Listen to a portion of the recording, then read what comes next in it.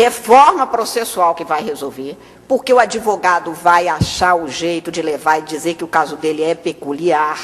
Eu nunca vi um advogado, nesses 4 anos e meio, me procurar sem dizer que o caso dele é único. E é mesmo, é o dele. A única coisa é isso, o cliente é dele. Nem por isso tem muita diferença. Mas ele chega, você negou, segmenta um agravo de instrumento porque é matéria infraconstitucional. Não. A senhora não percebeu. Aqui tem uma peculiaridade que alça a condição de constitucional. Só se for de Constituição da natureza. Porque da Constituição brasileira, não tem. Mas ele vai, ele insiste, e ele cumpre o papel. Até porque eu já fui advogado e sei. O cliente chega e fala assim, doutora, mas não tem um recursinho aí? Não, tem, mas é porque não adianta. Não adianta? Ih, ó, a senhora pode entrar que a senhora vai ver. Inclusive porque já teve gente no meu escritório para dizer que um pastor tinha garantido a ele que ele ganharia a causa. Podia entrar sem problema nenhum, o caso dele era único. Ele era abençoado por Deus. Ué, aí não dá para comparar. Este quadro, portanto, é que faz com que eu acho que este seja um dos instrumentos que pode servir se for bem aplicado. Eu não acho que a súmula vinculante acaba com a insegurança jurídica. Na verdade, ele é um instrumento, tal como o Vitor Nunes Leal propôs na década de 60. Literalmente, ele dizia, de ordem prática. E eu só acho que, em nome de um pragmatismo exagerado, o Supremo Tribunal não pode exercer uma jurisdição constitucional só defensiva. O compromisso é de guardar a Constituição, portanto, é preciso que, mesmo havendo a súmula vinculante, ela só seja aplicada para impedir os abusos da advocacia que acontecem, quando realmente aquilo for uma matéria sobre a qual não penda nenhuma dúvida e, principalmente, a sua formulação for clarear e tornar mais justa a solução proposta. Porque também vale o que disse o Maquiavel em O Príncipe. A tarefa mais difícil do príncipe é elaborar normas, porque as palavras são enganosas. O Congresso Nacional, uma Assembleia Legislativa, quando faz uma norma, passa por não sei quantas vezes, não sei quantas comissões, por emendas de redação, e está aí a lei julgada até essa madrugada, com problemas de redação, questionadas no Supremo Tribunal Federal. Imagina 11 pessoas assentadas numa sessão pública e que resolvem uma redação. Isso, às vezes, não clareia, confunde. É isso que pode acontecer realmente se não tiver um cuidado enorme. Eu acho que o Supremo tem juízo suficiente, tem tido historicamente, desde o Supremo Tribunal de Justiça, para não se afastar, principalmente, dessa função que lhe é inerente, que é a de julgar.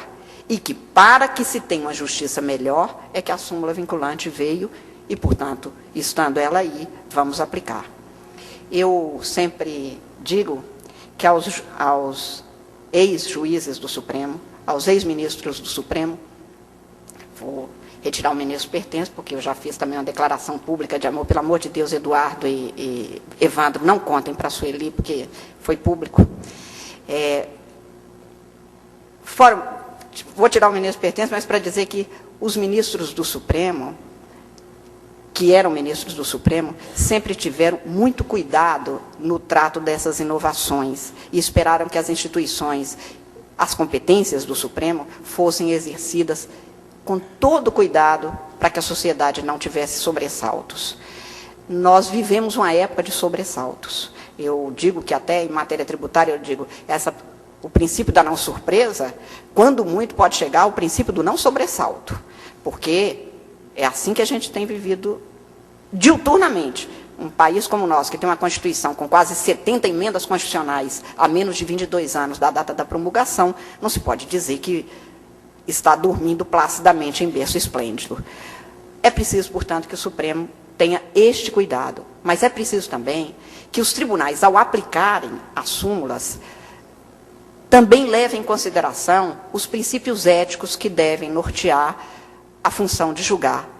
A independência do juiz é, sim, importante, mas o juiz existe para o jurisdicionado, juiz não existe para si mesmo. Por isso, eu termino fazendo duas ponderações.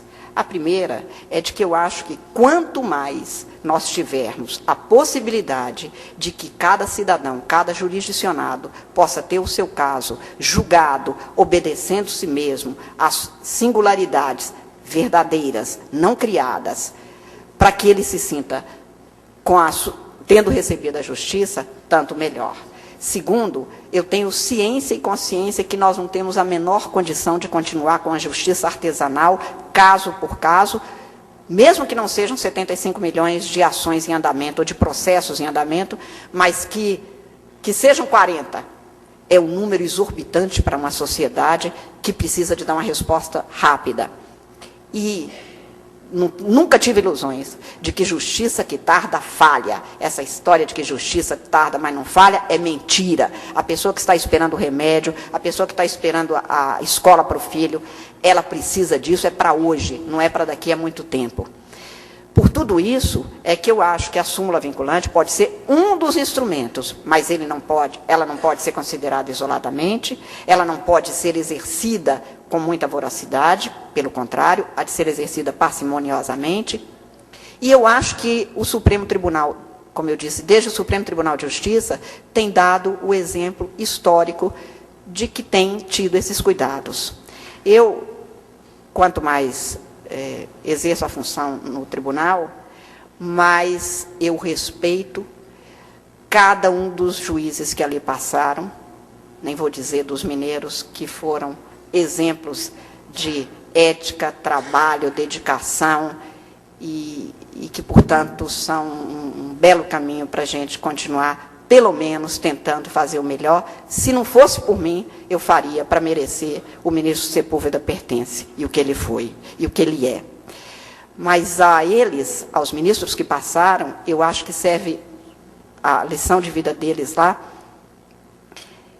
serve mais do que isso, serve para que a gente tenha sempre, no seu exemplo, uma permanente, constante saudade que a gente não quer esquecer. E para eles eu peço, portanto, sempre este respeito por tudo que foi feito e que a gente não quer destruir, a gente quer construir e reconstruir a partir do que foi feito. Mas para nós, juízes de hoje, do Supremo e de todos os outros órgãos, eu peço a cada um dos cidadãos brasileiros, não esta saudade, porque estamos lá, mas piedade, porque não vivemos tempos fáceis. E eu acho que os brasileiros têm que ter, do judiciário hoje, com súmula vinculante, com possibilidades de reforma constitucional e processual, tem que ter a segurança de que, como os juízes do Supremo que vieram antes de mim, nós que lá estamos, não desertamos de nenhum dos nossos sonhos, da minha parte pelo menos, a mesma esperança que eu tinha no dia que eu entrei, no primeiro dia na sala de aula de Direito, eu continuo tendo. Os erros, os pecados são dos meus limites. Não são de qualquer renúncia a qualquer ideia que eu tenha tido. O que eu queria era só que cada brasileiro pudesse dormir tendo a certeza disso, de que nós perseveramos querendo mais do que todos os brasileiros, que o Brasil dê certo e que seja justo para todo mundo. A nossa função é essa e nós estamos tentando acertar. O que nós erramos, erramos pelos limites humanos. É bom que todo mundo saiba que essa é uma justiça de homens e mulheres trabalhando, dando o melhor de si. Se esse melhor não é o suficiente, pelo menos nós queremos que os que vierem depois de nós possam sonhar os sonhos que nós sonhamos. Como diria Fernando Pessoa, quando eu morrer, seja eu a criança, e eu quero que alguém me pegue no colo e que eu possa sonhar os sonhos desses novos, como um dia eu sonhei dos que vieram antes de mim. Muitíssimo obrigada.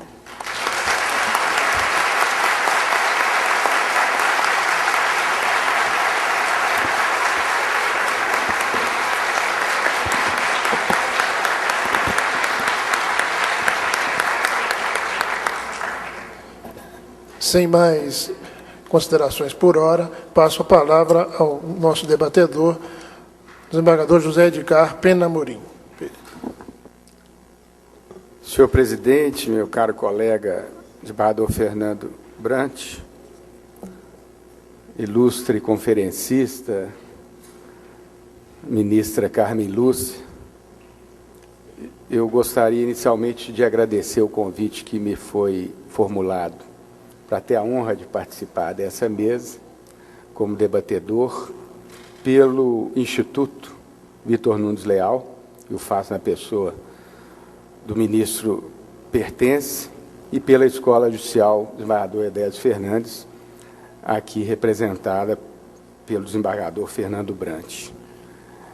A função de debatedor é honrosa e não diria que é difícil, não, porque, no caso específico, a ministra trouxe, confesso que, para minha surpresa, uma posição, pelo menos do seu pensamento, desde quando advogada, que não é da defesa intransigente da súmula vinculante. Ao contrário, Sua Excelência relatou que, por muito tempo, se postou contra esse